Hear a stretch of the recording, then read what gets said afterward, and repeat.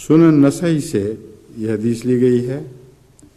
انس بن مالک رضی اللہ تعالیٰ عنہ قال قال رسول اللہ صلی اللہ علیہ وسلم البخیل من ذکرت عنده فلم یصلی علیہ. حضرت انس رضی اللہ تعالیٰ عنہ سے روایت ہے کہ آن حضور صلی اللہ علیہ وآلہ وسلم نے فرمایا، جس شخص کے پاس میرا ذکر آئے اور مجھ پر درود نہ بھیجے وہ بڑا بخیل ہے. کیونکہ جو شخص مجھ پر ایک بار درود بھیجے اس پر اللہ تعالیٰ 10 بار درود بھیجتا ہے.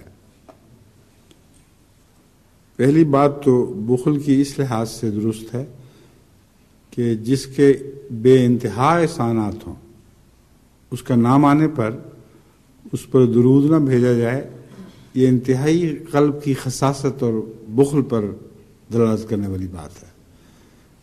یہ سوچا بھی نہیں جا سکتا کہ ایک شریف النفس انسان اپنے محسن کا ذکر آنے پر اس کو دعا نہ دے. چھوٹے چھوٹے گدھا در کے فقیر ان کو بھیک مل جائے تو دعائیں دیتے جاتے ہیں. تو جو سب سے بڑا محسن ہے جس کے احسانات کا سلسلہ قیامت تک جاری رہے گا اور بے انتہا ہے، ان کا ذکر آنے پر اگر تم دعا نہ دو تو حد سے زیادہ یہ بخل ہے.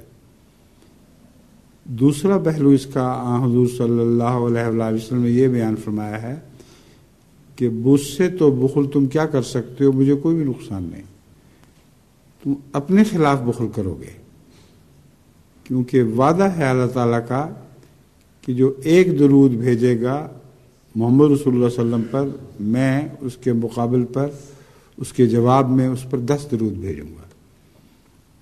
اب اس حدیث میں بھی ایک گہرا نقطہ ہے، وہ یہ ہے کہ آن حضرت صلی اللہ علیہ وآلہ وسلم اپنے وصال کے بعد اب براہ راست فیض نہیں پہنچا سکتے سوائے اس فیض کے جو آپ کی تعلیم اور سنت میں ہے. وہ الگ مسئلہ ہے، وہ براہ راست ہر شخص کو پہنچتا رہے گا. لیکن دنیا بھر میں جہاں کوئی بھی سلام بھیج رہا ہے یا درود بھیج رہا ہے اس کو براہ راست حضور اکرم صلی اللہ علیہ وآلہ وسلم فیض نہیں پہنچا سکتے سوائے اس کے کہ اللہ آپ کا حافظ و ناصر ہے، اللہ آپ کا نگران ہے، اللہ آپ کا وکیل ہے.